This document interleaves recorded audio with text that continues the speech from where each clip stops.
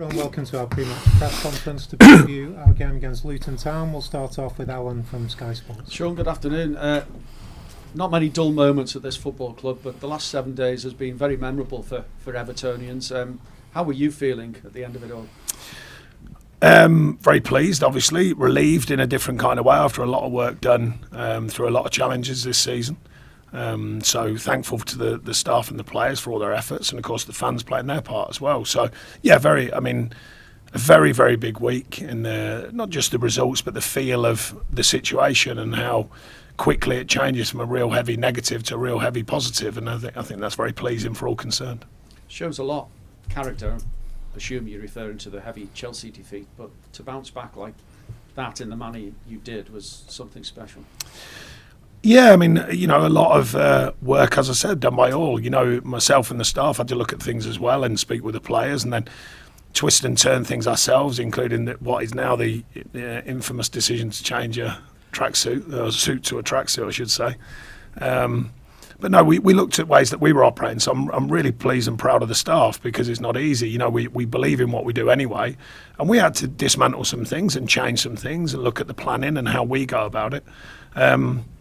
And then get the players to believe in that, and they certainly have done. I mean, a very tricky game against Nottingham Forest, and we've come through that. And then obviously a big game locally with the win against Liverpool, which was super pleasing with the performance and the win.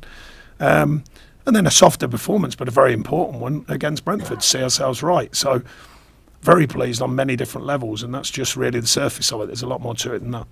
It won't change the approach then at Luton on Friday night. This would have been seen by many as a really tricky fixture a couple of weeks ago, but you can be more relaxed and no fear, no pressure. It still is a tricky fixture. I think they've done an amazing job. I think everyone had written them off from the start. The players, the manager have done a great job. I don't think my story would have changed on that, even if we were in a different situation. We have to go down there and perform. We want to, we put ourselves a platform now to finish the season strong. We want to do that. Certainly, I've already referenced it. I referenced it straight after the win against Brentford about taking the next one on because, over the tough run that we had without wins, I did say that over a season it balances out with as long as you keep doing the right things. Well, we did keep doing the right things. 3 wins or 4 wins out of 5, and then we take on the next one. So we want that mentality to stay and go and take on the next one and go and look to win. I know it's a team thing, isn't it? But defensively, you've been so strong this season with only the top 3 conceding less than you. Yeah, I mean, it's a good base to work from. Obviously I was a defender, which, everyone makes it a really simple equation, but it's not that simple. You've got to get a whole team to defend, and I think we've done that well. At times we've found the right balance to open up and score as well. And that's a tricky thing, everyone knows that. But it takes up the whole team's efforts, to work hard to defend, but equally to open up enough to go and play and open up enough opportunities to score. And that's been a bit of a challenge, although lately the mix has been spot on. Calvert-Lewin didn't make it on Saturday. He's back training. Is he going to be okay for this Friday night? We'll see. He was out on the grass today, so we're hopeful for no reaction, and therefore he'd certainly be in consideration. We didn't see James Tarkowski out training today. Is he okay? Yeah, he's his family are waiting on the birth of the child. Right, so he'll be okay Friday night. Yeah. Great. Seamus Coleman was out there training. Is he going to be part of the squad? Well, yeah, again, I mean, it's his first day, but he's had a few days with the sports science team.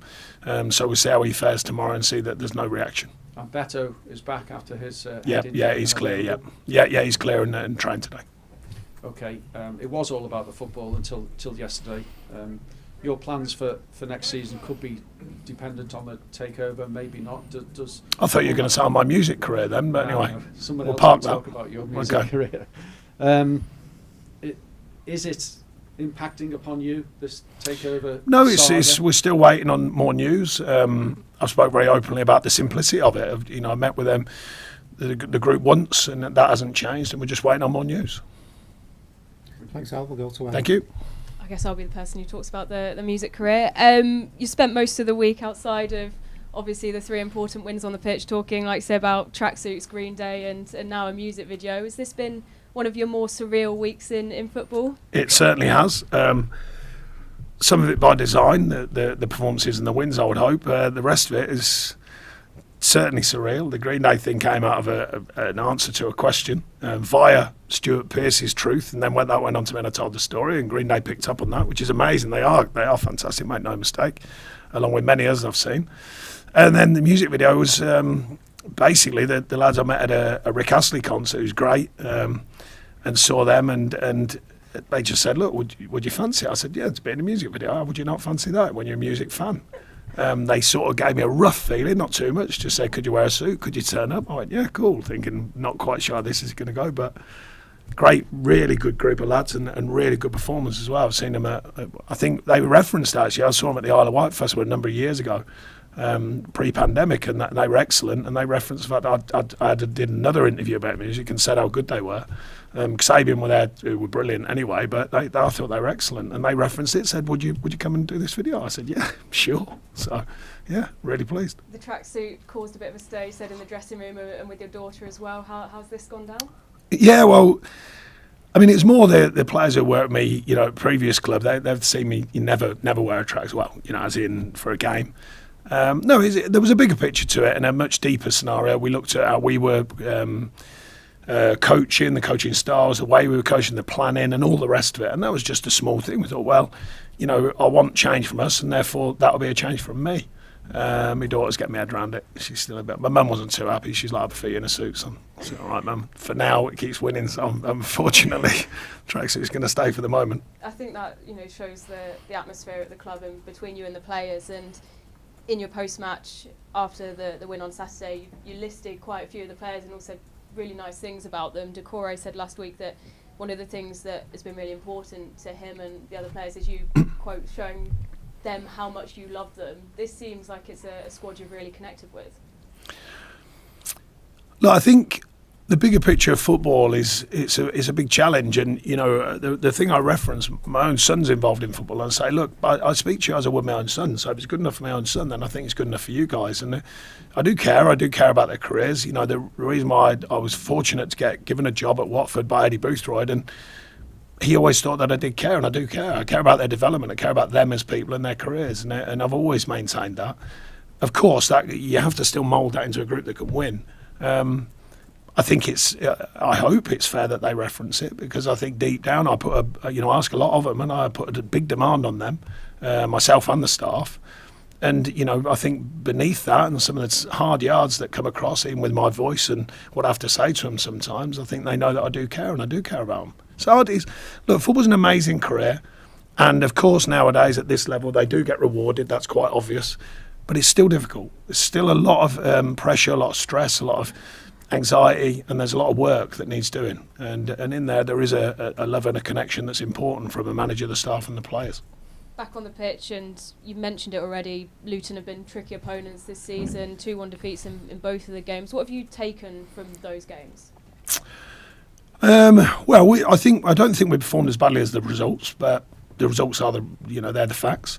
I think we're going against a team who are fighting. There's no two ways about it. They've had a really tough run of results. That can happen in the Premier League, and particularly as the season wears on. You know, I remember the first time I went up with Burnley, and towards the end of the season it becomes really taxing at times. But I saw them, you know, they're still fighting, they're still working. So we have to go there with the right attitude, you know, because the Premier League's the Premier League. You have to go there with the right attitude, and we intend to do so. We want to take it on. We want to win. We want to finish the season correctly. Thanks, Alan. We'll go to Julia. Hi, Sean. Hey. Yeah, on that note, you've got 3 games left. There is a nice vibe around Finch Farm at the minute. You can see people are smiling and have enjoyed the last week or so. But how are you going to make sure, because I know just how you are, you will want to win those last 3 games, and you've got to say as well as how it pans out at the top and the bottom of the table as well in that. How are you still going about business and keeping it focused? Yeah, I mean, we're finding that balance between, because at this stage of the season, you know, the week, although it ends up being a fantastic week of 3 wins and 3 clean sheets and all the rest of it, it still takes a lot out of the players. So they've had a couple of down days, come in nice and bright. The feel-good factor has obviously affected everyone. And I think we want to use that to our advantage. It's not as simple as that, but, the freedom comes back into your play, we hope, because obviously we've secured what we're sort of the start point of the season, and then even more so with the points challenges, which was to stay up and move the team forward. And I think we have. If you add the points back on, I think that's clear. Now it's about using all the things we've learned and putting them into the last 3 games and delivering performances. But that's certainly the intention, without a doubt. Winning's a great feeling, and we had a spell of not doing. So to bring that great feeling back, then go and get another feeling like that. Go and win again. All the rumours and reports this week about the off-field issues, I won't ask you specifically on that, but does it make it difficult for you planning this summer right now, given the takeover is still pending? Can you sort any contracts out? Do you have a transfer list or a list of players you would like to keep that are out of contract? Yeah, I mean, you've got to, Kev, the staff, the scouts, everyone's keeping an open view because we're not quite sure of the financial side of things, of course, which way that's going to go. So we're looking at a broad view of what football offers you as regards players and contract situations and all the rest of it that goes with it. That's all we can do at the moment before narrowing down into the summer, which all teams have to do. It doesn't really change that much, not as much as you think. Of course it does, by the way, if someone comes along and says, here's an amount, of course that changes it. But most clubs at this stage of the season will be doing the same thing. They'll be open-minded, they'll be planning on many different scenarios, and then as the season comes to a finish, and then they start, narrowing down into what situation you think you can progress with. So that's what we'll be doing. Are you aware at this stage if you will have to sell for PSR purposes? No, not necessarily. I mean, there's some obvious questions to be answered, but the possible new ownership might change things, and there's a varied amount of things that have to go into the PSR. It's not just that scenario. I'm going to ask you about the Blossoms video as well, just before I finish. We've seen your character in it. I think the video is out today. Just talk me through your character. What was your motivation? I wouldn't call it a character. Well, I don't think it's Playing a character. yourself. They just said, will you come and play this part? And I said, yeah, sure. We had a bit of fun about it. And, I don't know. They just asked me to do a certain thing. That's right, isn't it? Yeah. That's the basic premise, yeah. And then they have a few mishaps along the way. So I remind them they better get the job done type thing. Unusual that, eh? Yeah. Who would have thought Bit it with like me? Yeah, who would have thought it? No, look, I'm pleased. I'm pleased it's built some positive traction, or seemingly. Tom just messaged me actually for the lead singer, and he said, "Look, it seems to have been received positively at this stage." And I think they're on radio tonight at 6 o'clock. I think he said as record of the week or something. I mean, it's a good tune as well, which is helpful. It is a good tune, but yeah, no, look, I mean, for someone who's a big music fan and gig fan, then to be asked and to go in it was very pleasing and a good bit of fun. Thanks, Julia. We'll go to Shemaine. Hi, Sean. Hi. Last season went to the wire, the slow start this season, and then the challenges that came with it. Since you've been here, is this the first game that's not a must-win for you? Do you think? Yeah, I know what you mean. Yeah, it's been a very challenging period for me as a manager and all concerned. But I take the hits and I take the good stuff as well. So.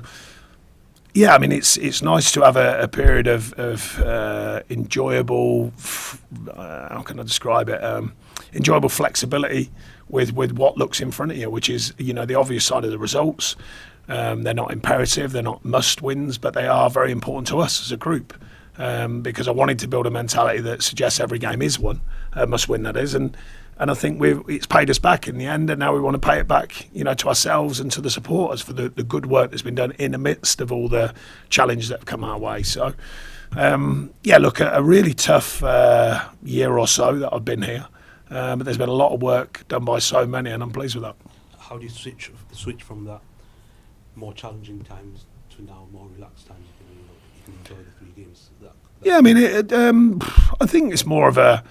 After the games, the recent run of games, it's more as which is a bit awkward about the job, really, because it ends up being more of a relief in this case, because all the noise, all the challenges, it's just like, we've done well to get that part sort of thing, rather than joyous, if I'm honest. But then it does bring the freedom to come into the training ground.